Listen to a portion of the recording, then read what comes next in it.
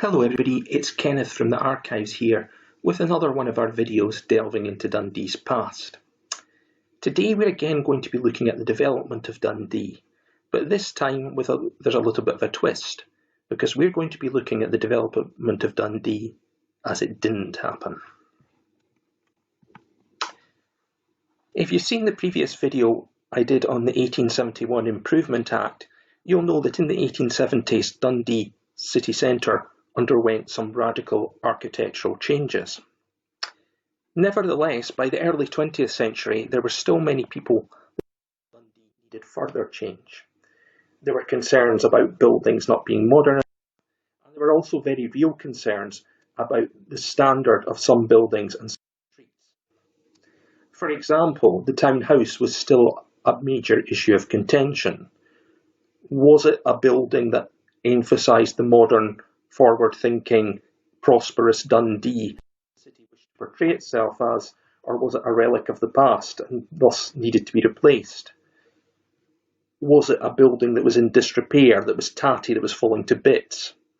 And this was a big question.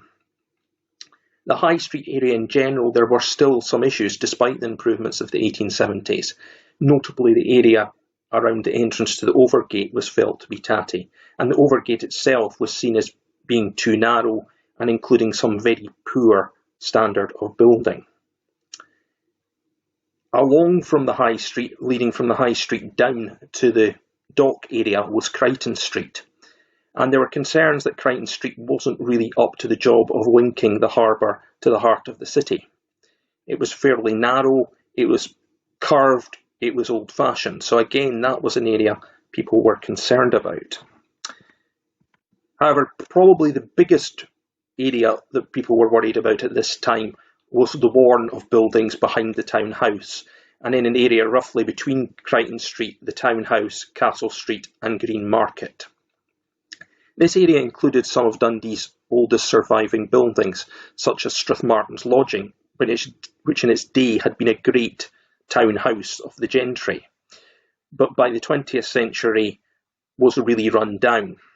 And this area was full of slum housing. It was an area that had a bad reputation. It was an area you didn't really want to go. And with the harbour still being a major entry point to Dundee, this was not something that Dundonians wanted visitors to the city seeing.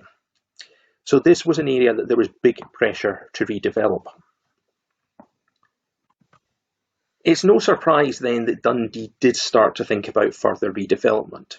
Now, much of this went on in the first decade of the 20th century.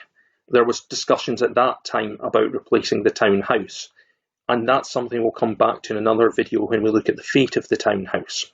But suffice to say, it didn't happen. But the Dundee Social Union report of 1905 had revealed that Dundee had big social problems. So there was real concern about housing, about the conditions people lived in.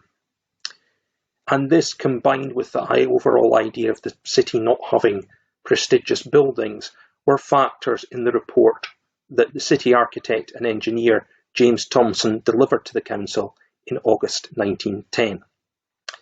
Now, Thomson's report is one of the most interesting documents in the history of Dundee, because Thomson proposed really radical change for Dundee.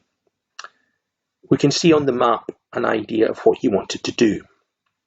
Firstly, the area behind the town house was to be completely cleared and a new public market would be built on its site, going right down to Shore Terrace, so the old Green Market would have been eradicated.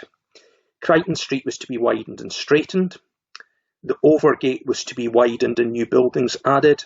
But the biggest change of all was going to come down at the shore, where docks were going to be filled in and a new great building, which he called the Civic Centre, was going to be erected.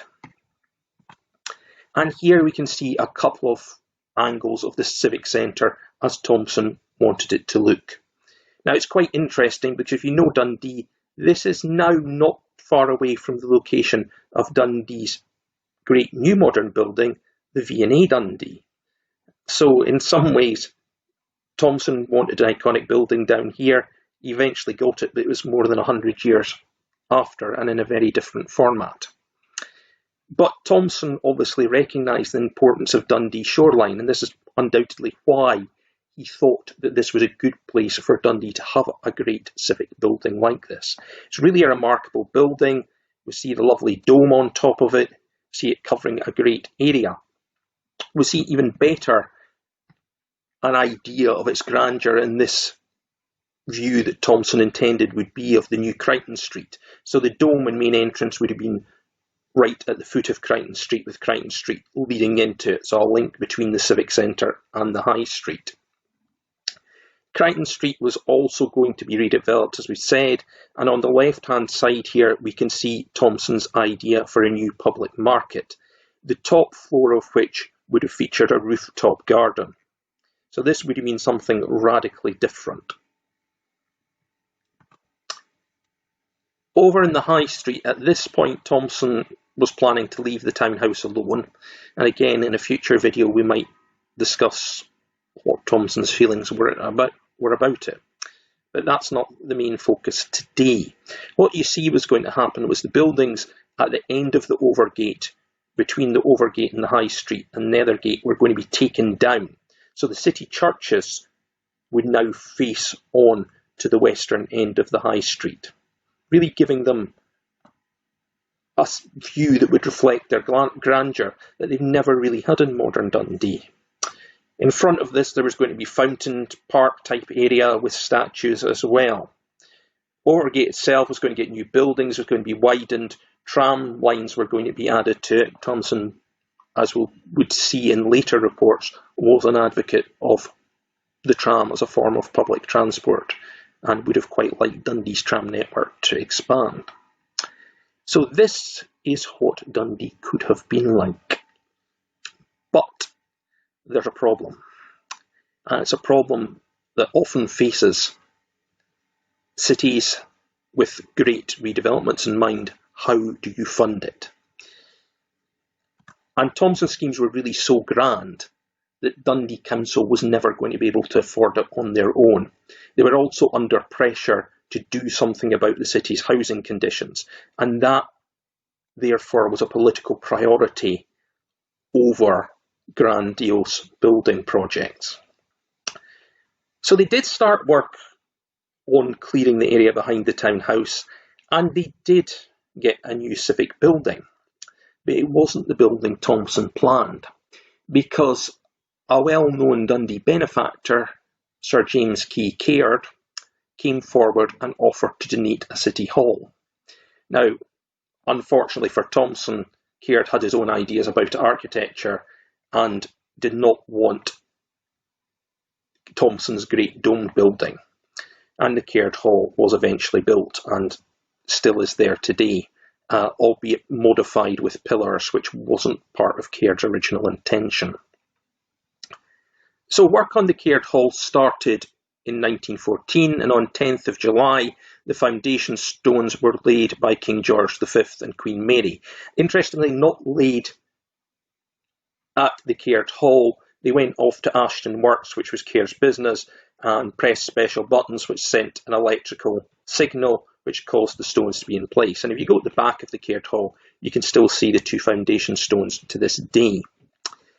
But the date kind of gives something away, because this is just a month before Britain gets involved in the Great War. So work on the Caird Hall very quickly ground to a halt, and it would be 1923 before it was formally open to the public, although it was used in 1922 to count the votes in the famous general election in Dundee of that year. Caird by this point was dead, so he never actually got to see his hall. But one of the things Caird had stipulated was that the Caird Hall would form part of this new city square, and so people would see the Caird Hall. He wanted rid of this building, the townhouse. Now, by the time we got to the 1920s, it wasn't at all clear what was going to happen to the townhouse. Was it going to be taken down, or was it going to survive as an important monument of Dundee's past? And they did build the city square around it initially. So why the townhouse went is going to be the story for our next video. So I hope you've enjoyed this one. Stay safe, everybody, and we'll see you all again soon.